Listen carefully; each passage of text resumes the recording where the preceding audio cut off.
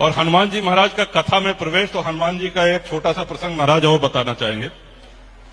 भगवान राम ने लीला पूर्ण कर ली, अब उनका जल समाधि का समय आ गया। उन्होंने निर्णय ले लिया कि अब अधर्म का नाश भी हो गया, धर्म की स्थापना भी हो गई।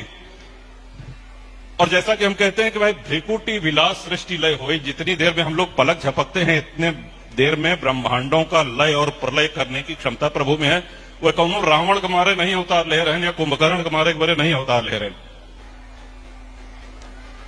अब जैसे आनंद करा रहे हैं, बहुत सुंदर कथा राजन जी महाराज पधारे हैं, तो दूर से कई लोग जो दिल्ली बंबई में बस गए हैं वो भी आपकी कथा सुन करके की कथा है। चला कुंडा चली परानुपुर चली, 10 साल से घरे नहीं आया है, बहुत से लोग हैं। अब यहां आकर के जब उन्होंने 10 साल से अपना घर देखा कि ये तो ताला बंद है, तो कहा अब यहां महाराज की कथा भी सुन रहे हैं और चलो जरा घर की साफ सफाई भी करवा दे। 2-4 लोगों को बुला करके कीड़ा मकोड़ा चूहा बिल्ली जितना रहे ना थोड़ा जाला वाला सफाई हो गया, तो 1-5-2। लेकिन वो अपने घर की सफाई कराने नहीं आए थे, वो आए थे कथा सुनने। ठीक उसी तरह प्रभु राम ने अवतार लिया है भक्तों का कल्याण करने के लिए, धर्म की स्थापना के लिए, और आने वाले युगों तक उनके उस चरित्र को स्मरण करके हम लोग भवसागर से पार हो जाएं, जीवन और मृत्यु के इस चक्र को तोड़ सकें, इससे छूट सके। ये प्रभु राम के अवतार लेने का हेतु है। और राम जन्म के हेतु अनेका, परम विचित्र एक ते एका, और उनके जन्म का ये कारण है, बस यही कारण है, इदम इत्थम कही जाए न सोई। तो जब प्रभु ने लीला शुरू किया, सरजू मां, अयोध्या, गुप्तार घाट, सबसे पहले शत्रुघ्न जी आगे चले, जल समाधि ले ली। लक्ष्मण जी महाराज चले, उन्होंने जल समाधि ले ली। भरत जी चले,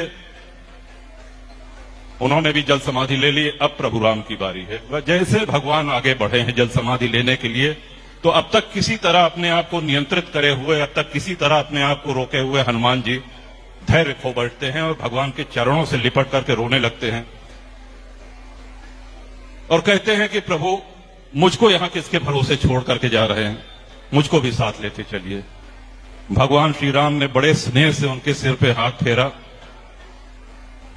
और कहा, हनुमान, सीता के धरती में प्रवेश होने के साथ ही राम की भूमिका अब शेष हो चुकी है। राम के अवतार लेने का जो हेतु है वो पूर्ण हो चुका है और हमारी भूमिका शेष हो चली है। लेकिन रामत्व की ये जय यात्रा और राम के मार्ग पे चलने वाले भक्त जनों का मार्ग सदैव निष्कंटक रहे और रामत्व की ये जय यात्रा आने वाले युगों युगों तक निर्बाध रूप से चलती रहे, इसका दायित्व तुम्हारे ऊपर है और इसलिए तुमको यही धरती पर रहना होगा। तब बजरंगबली ने ये वरदान मांगा कि प्रभु आप छोड़ के जाता है, कम से कम इतना वरदान दे दें कि इस धरती पे जहां कहीं भी श्री राम कथा होगी, जहां कहीं भी श्री राम का भजन होगा, मैं वहां पहुंच सकूं।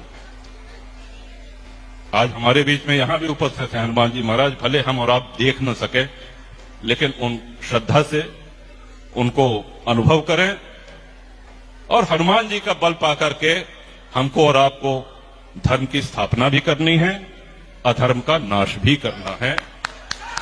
इस शुभ अवसर पर पुनः एक बार श्रद्धेय राजन जी महाराज के प्रति अपनी कृतज्ञता, अपना भाव, अपना सम्मान अर्पित करता हूं और आप लोगों के तरफ से चिरंजीव आनंद को ढेर सारी शुभकामना। धर्म पथ पर अग्रसर रहें, मुखर रहें, विजयी हों, सुखी रहें, स्वस्थ रहें। बहुत बहुत धन्यवाद। जय जय श्री राम।